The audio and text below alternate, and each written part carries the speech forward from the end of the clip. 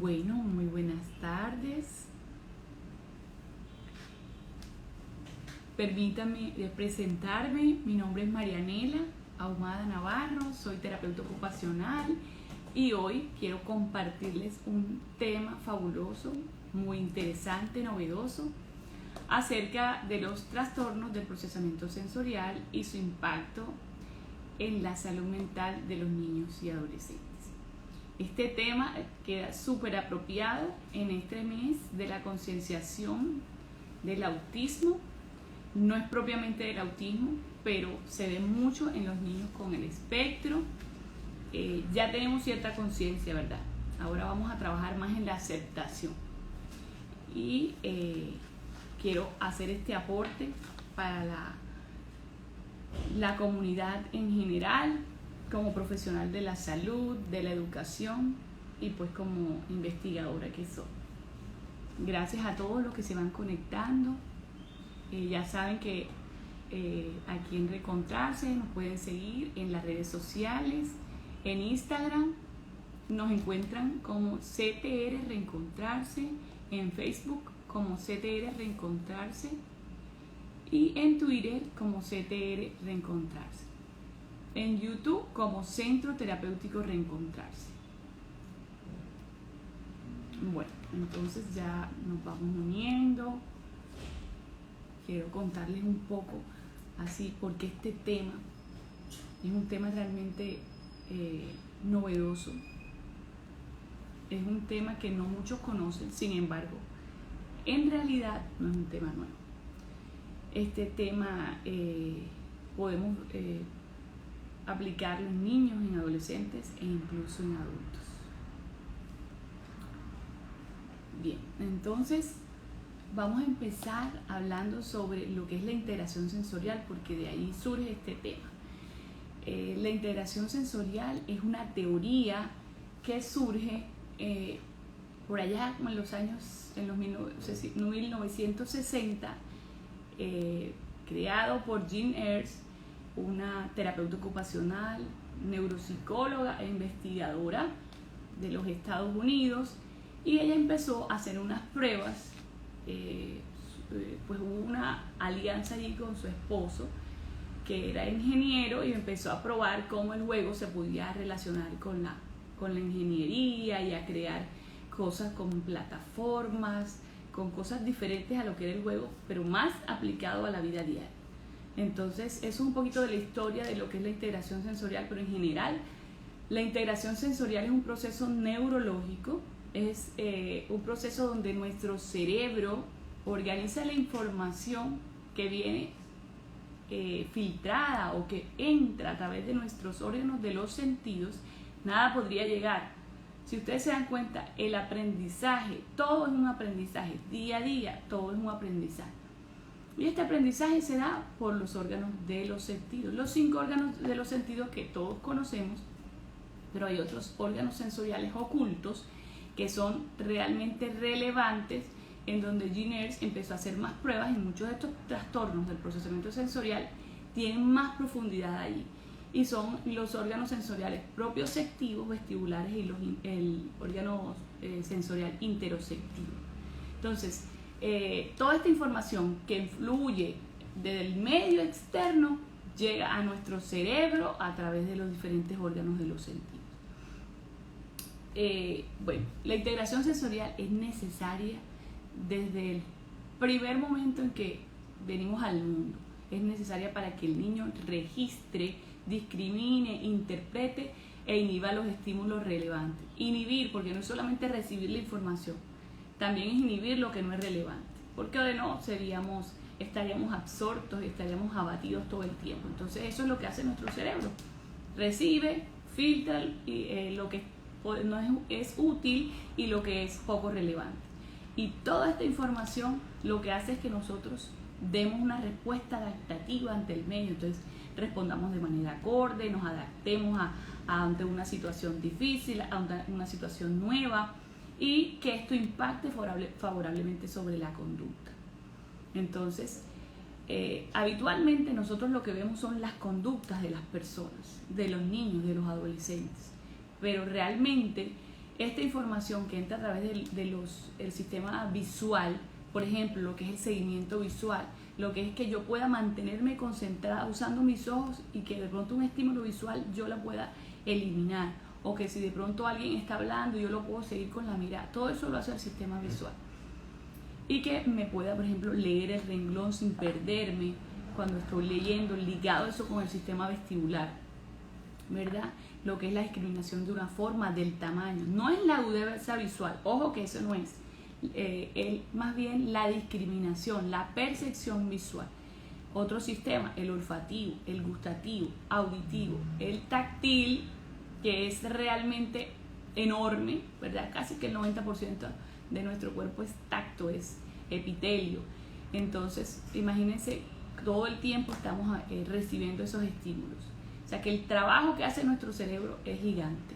A nivel vestibular, este órgano vestibular que está ubicado en el oído interno maneja la gravedad, maneja los movimientos y el balance, la orientación. Es como nuestro GPS, para dónde voy, dónde estoy, ubicarme. Incluso la integración refleja. Desde que el niño nace con una respuesta que le ayuda a aprender el movimiento, que es la finalidad de un reflejo. Instaura un movimiento, instaura una respuesta de defensa y luego ese reflejo madura y luego ya desaparece porque ya ha aprendido, ¿verdad? Eso lo hace nuestro sistema vestibular. Y por último, el sistema propioceptivo, que me ayuda a discriminar a mí, por ejemplo, usando a través de la forma, o sea, está ligado al tacto, ¿verdad? La esterognosia, el poder yo meter la mano en un bolso y que yo sepa qué es, o sin mirar, sin la ayuda de los ojos, yo pueda saber qué es eso que estoy sintiendo, qué es eso que estoy palpando. Que alguien me dice, no hay luz, ¿verdad? Y da 3 pasos y ahí vas a encontrar un objeto. Eso lo hace la propiocepción, o sea, la conciencia de mi propio cuerpo en el espacio, y que él se conecta con los otros sentidos y que me va a ayudar a mí a poder organizarme corporalmente, discriminar mi cuerpo, ¿verdad? Este órgano propioceptivo también va a ayudar a que yo tenga buen control del tronco, buen control postural y la modulación de la fuerza. Más adelante les voy a explicar un poquito más acerca de eso. Entonces hablemos ahora sí de lo que es el desorden del procesamiento sensorial. Y esto es precisamente cuando no se da una buena información de la integración sensorial, que es el resultado. Este es el proceso, o sea, para que me entiendan mejor. Hay una entrada de la información, hay un proceso y lo último es la integración sensorial. Entonces, es cómo esa información es apropiada, procesada de manera inadecuada. Cuando la información no fluye, no se recibe adecuadamente, hay una interrupción, o produce un desorden del procesamiento sensorial. Entonces yo no puedo responder de manera correcta ante las demandas del entorno. Entonces voy a tener dificultades con el autocuidado, porque les voy a poner un ejemplo para que me comprendan mejor.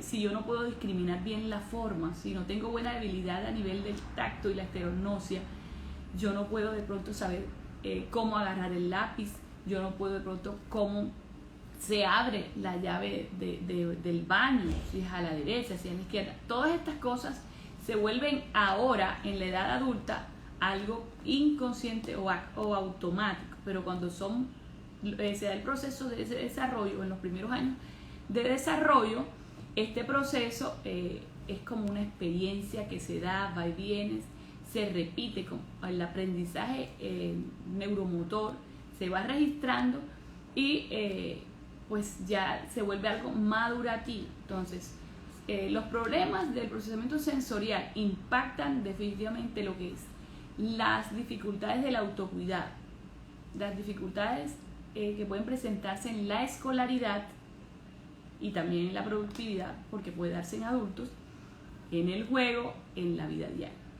Es importante tener en cuenta que los desórdenes o trastornos del procesamiento sensorial pueden afectar uno de los órganos sensoriales o pueden afectar varios. El desorden del procesamiento sensorial se fue descrito o definido en el DSM-5 por allá como en 1994. Realmente aquí en Colombia esto es nuevo, en Colombia. Pero los estudios tienen ya muchísimos años. Y en el DSM-5 fue descrito como dentro de las características principales del espectro autista. Entonces describiendo la hiper o la hiperreactividad sensorial que pueden manifestar los niños o los jóvenes o las personas que se encuentran en el espectro, con esa hipersensorialidad, esa defensividad para, por ejemplo, tocar, muy defensivos a los sonidos, a las texturas, esa fascinación a las luces. Por ejemplo, hay algo que yo sé que todos me van a entender. Yo estoy hablando ahora del espectro autista, pero recuerden que esto no solamente se da en el espectro, pero cuando se refería el DSM-5 a esto, es como imaginar estos niños que uno los ve mirando el abanico y se detienen mirando el abanico y la gente lo que dice son raros, o los mira uno percibiendo una flor, pero está oliendo y la huele, pero realmente está ocurriendo algo en su cerebro donde hay cosas que generalmente uno no puede percibir y ellos sí los pueden percibir porque son más finos, tienen mucha habilidad en este tipo de cosas. Entonces no todo es malo, no todo lo que uno ve en el procesamiento sensorial puede llevarse hacia las cosas que son deficiencias, sino que si uno puede manejarla, esto puede ser algo favorable si los entendemos mejor. Entonces también fue descrito en el DSM-5 como los rituales que se pueden ver con el sabor, las comidas, las restricciones con los alimentos que más adelante voy a explicar. Entonces el trastorno del procesamiento sensorial no solamente se ve en el espectro autista, no obstante también se puede presentar en los trastornos del neurodesarrollo, en los trastornos del desarrollo. Incluso, como todos los trastornos del desarrollo, pueden aparecer antes de la escolarización. Pueden presentarse asociados con los trastornos de la hiperactividad, con los problemas de aprendizaje o incluso con los trastornos neurológicos o genéticos. Puede suceder también que algunas situaciones en el parto o en el posparto afecten también esta parte. Los trastornos del procesamiento sensorial pueden dividirse en varias áreas, entonces lo que tiene que ver con la discriminación, la modulación y los trastornos motores o práxicos. Entonces, ¿cuáles son esos signos o esas características del trastorno del procesamiento sensorial? Hay señales, ¿verdad?, que nos pueden decir que un niño o una persona es hiperreactiva, o sea que está teniendo un umbral sensorial muy alto, que registra, es como cuando alguien te puya, registras mucho, o hay personas que de pronto lo rozan y ni siquiera sienten. Cuando hablamos de la hiperreactividad, hay personas que pueden estar registrando mucha información, entonces evitan las multitudes, los lugares ruidosos, se marean, van en los automóviles, en un medio de transporte, y sin tener alguna falla, pues una causa médica, se marean, ¿verdad? Negarse a besar, a que los acaricien, a abrazar, porque táctilmente están registrando muchísimo, están sintiendo mucho.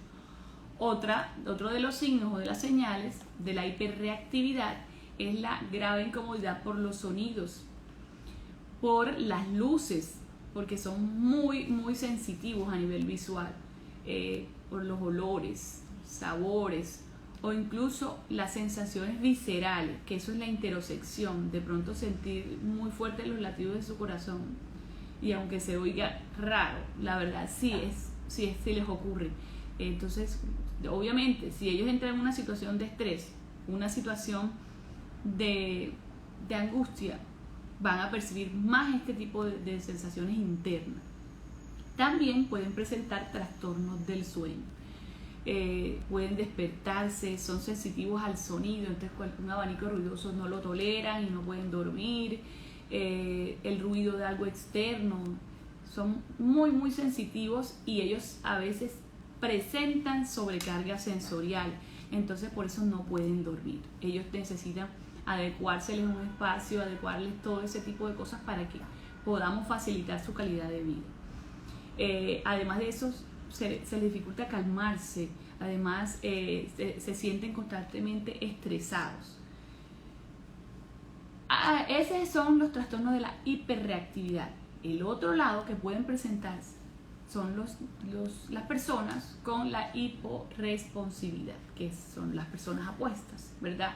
Entonces son muy dormilones, pues obviamente yo puedo decir, yo soy dormilona, pero estas características van muy asociadas y pues hay que darnos a la tarea de revisarlo. La verdad es que se vuelve un problema, o sea, es cuando se vuelve realmente un problema. Entonces son muy lentos, baja capacidad para responder, hablan muy despacio, son como letardados, la falta de conciencia del dolor. Entonces puede ocurrirles que se golpean y no se dan cuenta. Ay, y ese morado, no sé qué me ocurrió. O sea, son un poco sensibles ante el dolor. Pueden parecer que no escuchan, o sea, son aparentemente sordos. Incluso cuando la función auditiva está comprobada que no tiene ninguna afección, pero no es que no estén oyendo, es que ellos de pronto se desconectan, producto de esa hiporresponsividad. Bueno, también puede presentar dificultad en el entrenamiento para ir al baño. Entonces, por los niños pequeños, esa falta de conciencia para identificar cuándo es que voy a ir al baño. Entonces los papitos dicen, se ha demorado para controlar el esfínter, o no se dio cuenta, ¿verdad? Y eliminó o no se dio cuenta. Entonces en el colegio o en la casa me tocó salir corriendo porque no se dio cuenta que necesitaba ir al baño, estaba sucio y estaba mojado. Bueno, también se pueden clasificar como buscadores. Hay otra parte en este trastorno que son los buscadores, y de pronto los que están más en riesgo, ¿verdad? Porque son inquietos, porque son los más demandantes, los que más requieren energía de las personas que están a su alrededor. Entonces buscan ruidos fuertes, no se exaltan ante las cosas que otra persona se podría exaltar, les gusta saltar, les gusta escalar, darse contra las cosas, el impacto, golpear balones, buscar sensaciones extremas. También se ven los que chupan, muerden, se mastican la ropa. O sea, eso usualmente se ve muchísima impulsividad, mastican y muerden los lápices. Otros chicos o adolescentes pueden presentar pobre integración del equilibrio, son inestables. Entonces ustedes lo ven y es el equilibrio lo que afecta a la postura. Entonces se ven como que, pero enderezate, ¿por qué caminas de esa manera? Es porque tienen problemas a nivel de equilibrio, que es lo que regula el sistema vestibular.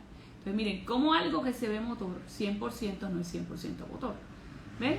Es que ese sistema vestibular no está funcionando bien, no está mandando bien la información, entonces tiene miedo y por eso se encorva. Si yo me pongo a caminar sobre una barra de equilibrio que está muy alta, ¿qué hago yo? Me bajo, disminuyo mi polígono de sustentación para poder mantener el equilibrio, porque ellos sienten mucho la información vestibular y la gravedad.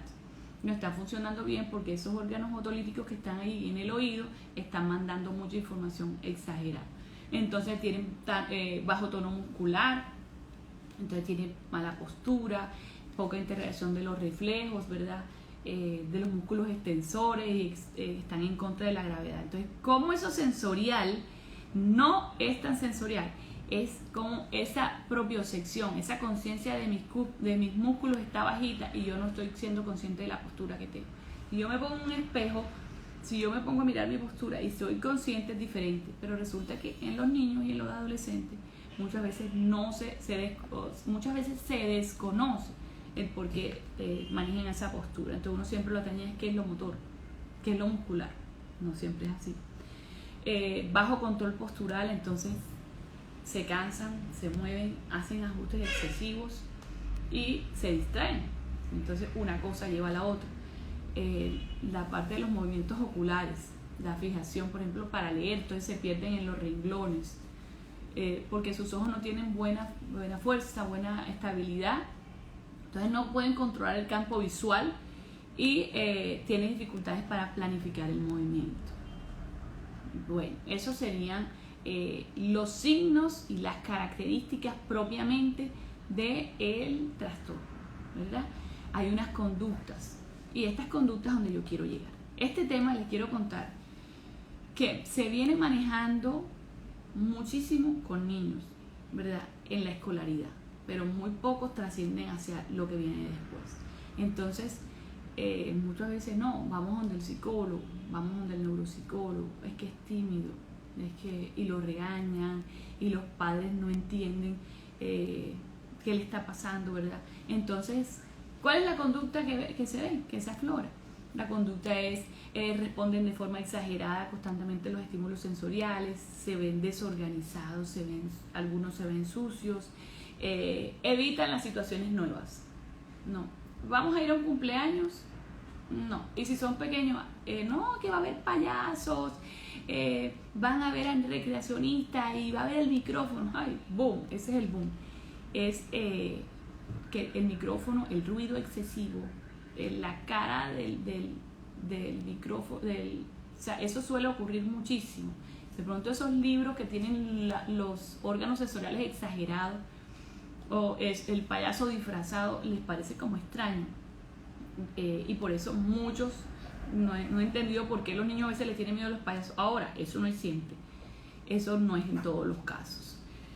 Otra de las características que pueden parecer que tienen muy mal carácter, y eso es lo que se ve, esa es la fachada. Son muy precavidos, poco flexibles ante las rutinas. Entonces, pero vamos, mira que va a ser diferente, o hazlo de esta manera, o por este lugar. No, prefieren lo conocido, prefieren lo que ya no les va a ocasionar esa ansiedad, ese temor. Se irritan con facilidad. Miren que estoy hablándoles sobre las conductas que pueden parecer socioemocionales, ¿verdad? Que pueden ser conductas psicológicas, pero ya hoy estamos entendiendo que estas conductas pueden ser ocasionadas por un trastorno del procesamiento sensorial.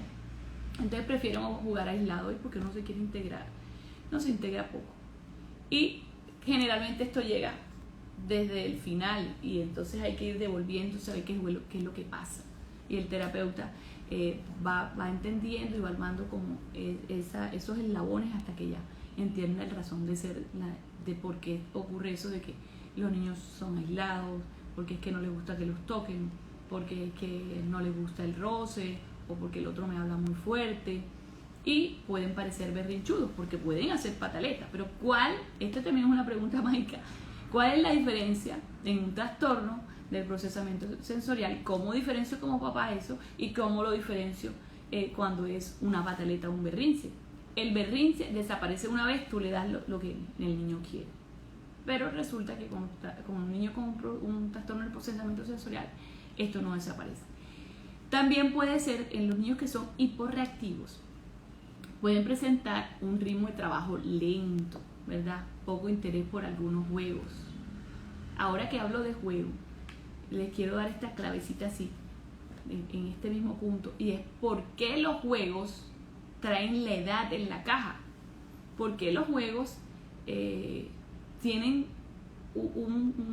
una programación de acuerdo a la edad? Y es por esto, porque cada juego está diseñado para la motricidad, el tamaño de la mano del niño, la capacidad de pensamiento, de abstracción, de desarrollo de habilidades visuales.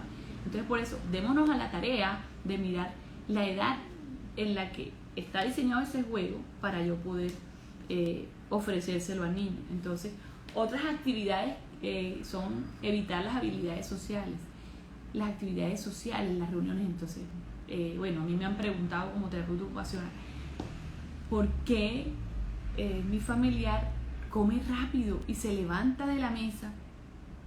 ¿Por qué no se siente a gusto? Porque recuerden que muchos de ellos tienen aumento de su discriminación auditiva y ellos perciben sonidos que muchas veces nosotros no percibimos.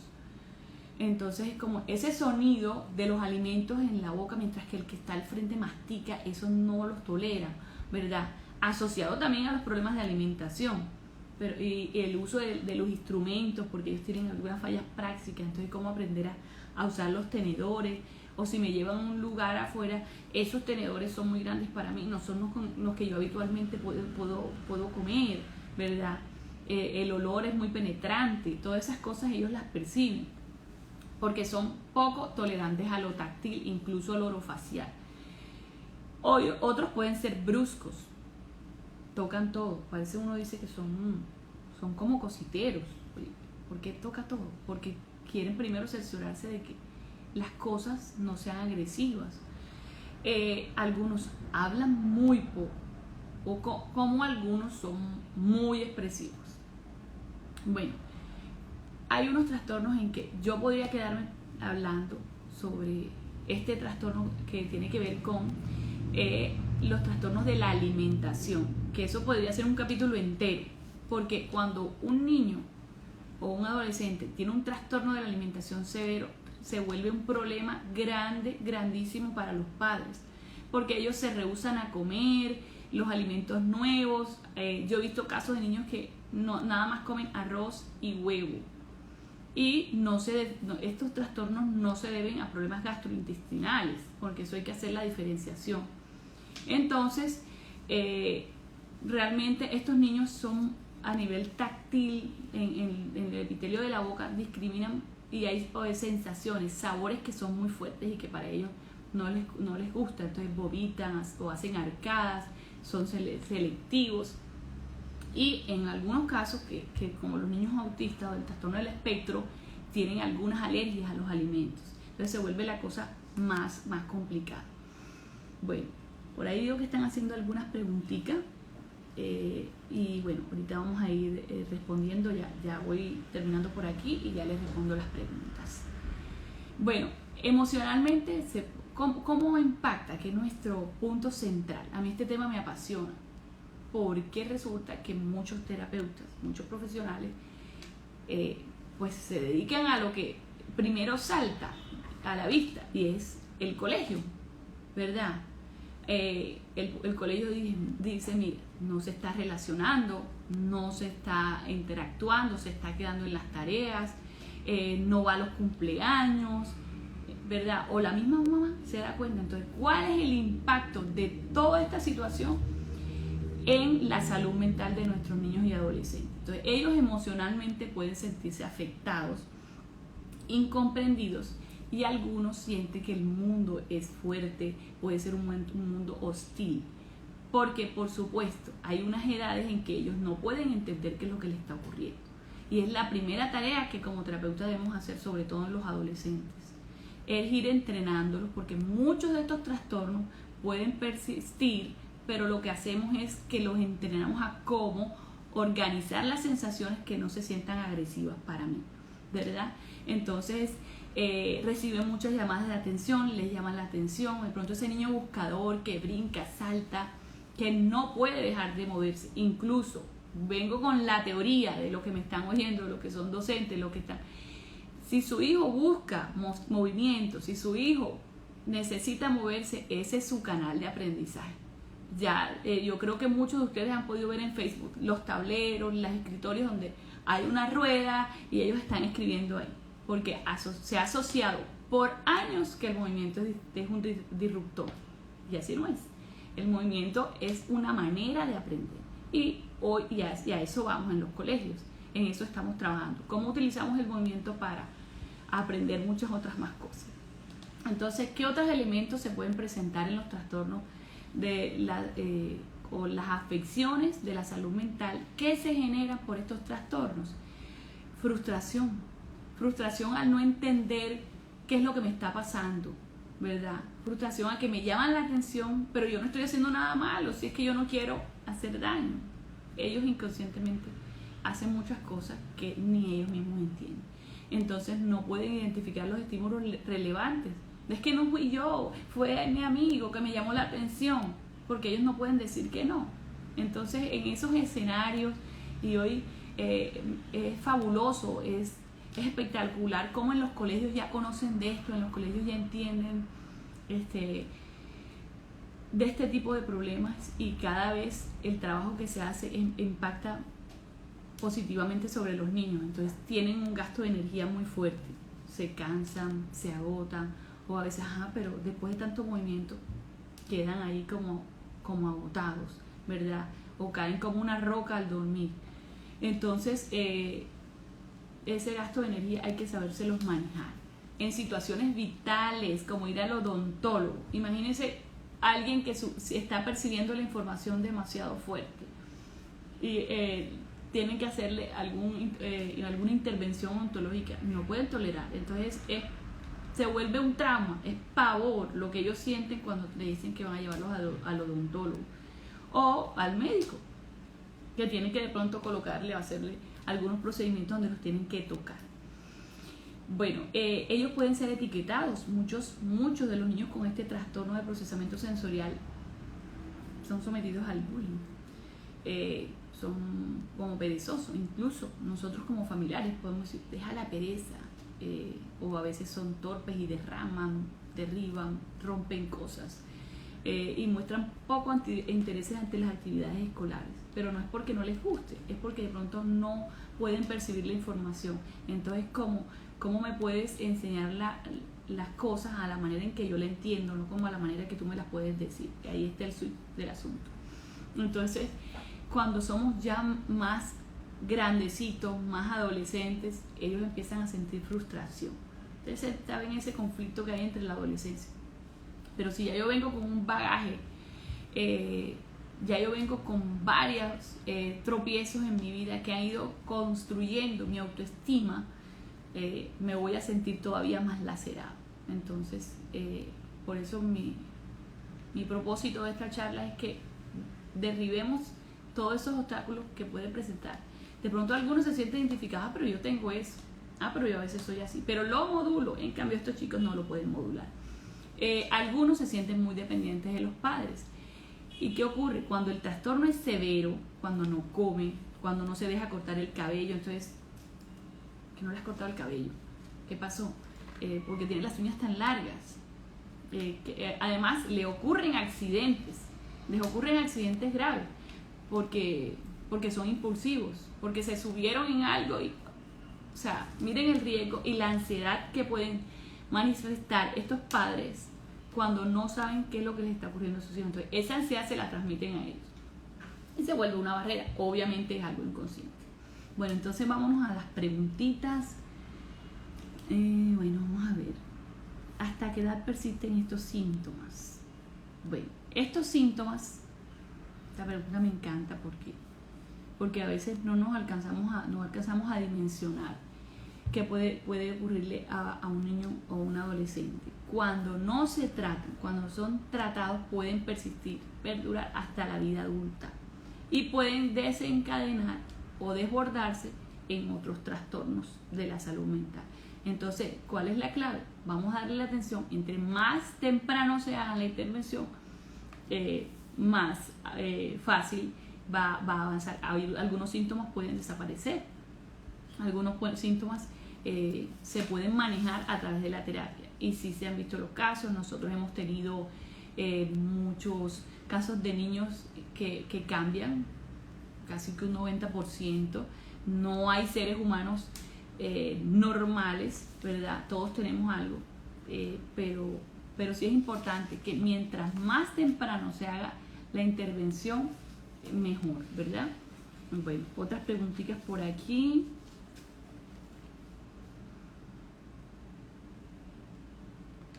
Teniendo en cuenta la intervención terapéutica y sus necesidades, pero la causa subyacente es sensorial, sí, bueno, de pronto no sé si te estoy entendiendo la pregunta, pero bueno, esta causa, ¿a qué se debe? ¿A qué se deben los trastornos? Como decía, algunos niños pueden presentar problemas en el parto.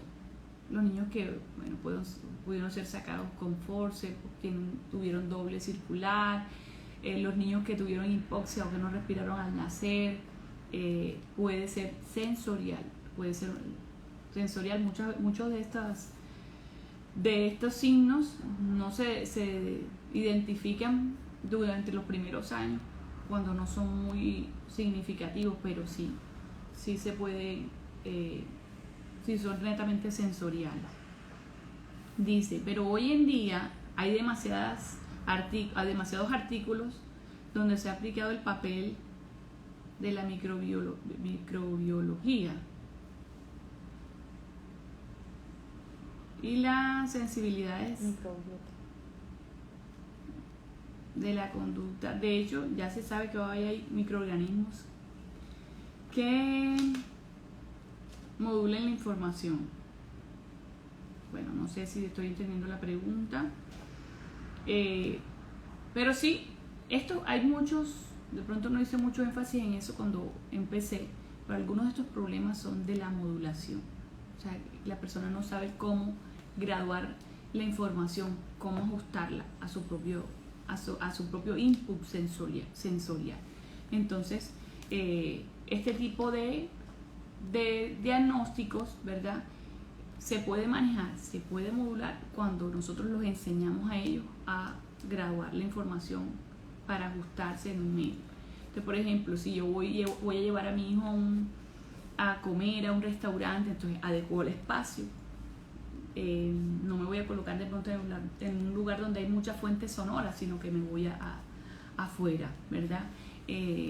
Donde de pronto le puedo ubicar a él, donde se siente más seguro que yo misma le pueda dar ese soporte. Bueno, otra preguntita. Abordándole en la actividad, ¿qué tan aconsejable es la virtualidad en las clases? Bueno, te podría responder esta pregunta claramente, porque yo también trabajo como docente. Y en la virtualidad siempre hemos hablado que la virtualidad o las pantallas, los computadores, son mucha fuente de información a nivel visual, mucha estimulación a nivel neurológico. Entonces, las estrategias que debemos trabajar ahora mismo deben ser combinadas con el trabajo en casa. No podemos dejar a nuestros niños sin el aprendizaje, no podemos dejar a los niños porque no hay otra manera, ¿verdad? En estos momentos la estrategia que tenemos es esta y debemos tomarla como algo positivo, ¿verdad? Pero tenemos que también darle información que llegue a la casa a través de planes, ¿verdad? A través de reuniones con los papás, donde los mismos papás sean los que den las estrategias que nosotros como terapeutas le podemos ofrecer. Pero no nos podemos quedar solamente en la virtualidad. Tiene que ser tacto, tiene que ser propiocepción, tiene que ser graduación, y nosotros vamos revisando de pronto con una lista de chequeo qué cosas tienes en casa que podemos hacer para crear juegos y crear actividades lúdicas. Entonces, para ti que me dices, que me haces esta pregunta, no nos podemos quedar solamente en esa virtualidad. También tenemos que darle un juego, una recreación, donde haya contacto con texturas, con formas, rompecabezas, donde haya un juego de contacto, de caricias, con agua, todas estrategias que puedan ayudarlos a organizar, a modular. Y pues obviamente meter también esa parte afectiva que nos ayude a modular toda esa información táctil, auditiva, gustativa, que los haga sentir más adaptados, que le ayude a conocerse más. Pero dice, pero la hiperreactividad es solo uno de los criterios diagnósticos. La hiperreactividad puede ser uno. Recuerden que puede ser, el niño puede presentar hiperreactividad o hiporreactividad. Voy a poner mi ejemplo favorito. Yo creo que quienes me conocen saben que este es mi ejemplo favorito. Como cuando tú tienes un vaso con agua y hay un vaso que está muy lleno y un vaso que está medio vacío. ¿Quién se llena primero? El que está lleno. Eso le pasa al umbral y el registro sensorial del sistema nervioso central de los niños con la hiperreactividad. Sienten mucho, es como si el vaso se derramara porque está sintiendo mucho. Entonces no siempre es la hiperreactividad. Tú tienes que discriminar bien qué es lo que le desagrada, ¿verdad? Qué es lo que está registrando, y si su respuesta es fuerte, si es una respuesta de irritabilidad, pues es hiperreactivo. Si es aletardado, si se demora, si se golpea, es hiporreactivo. O sea que puede presentarse una de las dos cosas. Como también puede ser en un sistema hiperreactivo como en otros sistemas hiporreactivos. Por ejemplo, auditivamente escucha mucho, pero se golpea, se choca. ¿Sí ven? O sea, puede ser de manera diferente, de acuerdo al sistema sensorial. Bueno, ¿cómo son estos niños en las escuelas? Le cuesta hablar, ¿verdad? Algunos son tímidos, no disfrutan el recreo, el ruido les molesta, se cansan, hacen muchos ajustes. Ustedes saben que el control motor, en la pirámide del desarrollo, el control motor es lo más bajito. Entonces, primero tú gateas, luego caminas, luego corres y luego entonces ya empiezas a escribir y a leer. Entonces, esa base motora puede, algunos niños pequeños pueden demorarse al desarrollar los patrones motores. Entonces, va creciendo como con esas falencias, ¿verdad? Y cuando llega a la escuela, son niños que se cansan y se dispersan. Entonces, el movimiento ligado a el poco control postural hace que no haya buen contacto visual, que no perciba adecuadamente la información y por eso ellos se distraen, se dispersan, el tiempo de resistencia es bajito, entonces hay que graduarle las actividades, necesitan apoyo del docente. Ahora, todo esto son estrategias, cada niño aprende diferente, ¿verdad? Algunos necesitan más actividades, otros necesitan menos actividades y hay que anticiparle las cosas. Bueno, ¿cómo podemos ayudar a estas personas con el tratamiento enfocado al manejo del trastorno? Entonces, es importante que el abordaje lo haga un terapeuta ocupacional experto, que lo haga un terapeuta ocupacional que haya sido certificado de integración sensorial, no porque los otros de pronto no tengan el entrenamiento, sino porque el equipo, las listas de chequeo, toda la formación que recibe un terapeuta ocupacional que es el certificado de integración sensorial es diferente, ¿ya? Entonces necesitamos equipos suspendidos, necesitamos balancearlo, necesitamos un espacio adecuado con todo lo que es el equipo y el armamento que se necesita para la estimulación.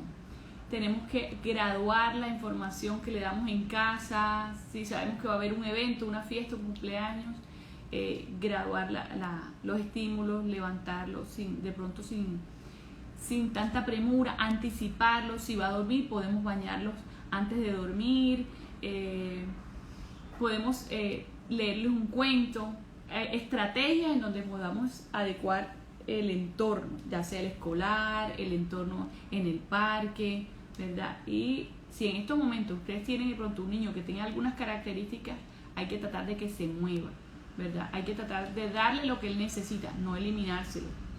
Esa no es la solución. Ahora, eso también está sujeto a lo que el niño esté buscando. Algo que quiero enfatizar, yo sé que hay muchas preguntas, yo podría ir respondiéndolas después, me pueden escribir, ¿verdad? Pero quisiera hacer énfasis en esta temática, como lo que son los trastornos que no son atendidos, los casos de los niños que no se le da la atención oportuna y qué ocurre con ellos a lo largo del tiempo, cuáles son los efectos a largo plazo. Entonces, ya se ha descrito mucho tiempo el trabajo que se hace con los niños, pero con adultos o con jóvenes a veces no se trabaja. Por ejemplo, aquí en Barranquilla no hay muchas personas que trabajan en esta parte, pero en los casos que de pronto han mostrado las investigaciones, los niños que no se atienden a tiempo, los niños que no se hace el tratamiento, no se mejoran. Entonces, por ejemplo, una investigación es que se le hizo unas pruebas a algunos niños, luego que pasaron algunos años, estos niños que no fueron atendidos no mejoraron en esas deficiencias. Entonces, se le aplicaron nuevas pruebas y salieron algunas dificultades a nivel perceptivo, visual, motora, que estaban asociadas a las matemáticas y a la lectoescritura. Que esta es la clave acá, entender que toda esta información sensorial es la que va a impactar el aprendizaje y me va a ayudar a que yo pueda entender mejor las matemáticas, a dónde van los signos, si yo voy a enfrentarme a una ecuación, cómo me ubico espacialmente. Entonces, no dejar pasar el tiempo. Mientras más temprano pueda hacer yo la intervención, mejor y más efectiva es. En los adultos, en los jóvenes, se hizo un estudio con niños que tenían problemas sensoriales y luego de muchos años, al cumplir 22 años, se volvieron a evaluar. ¿Y qué ocurrió con estos chicos que tenían problemas sensoriales de pequeños?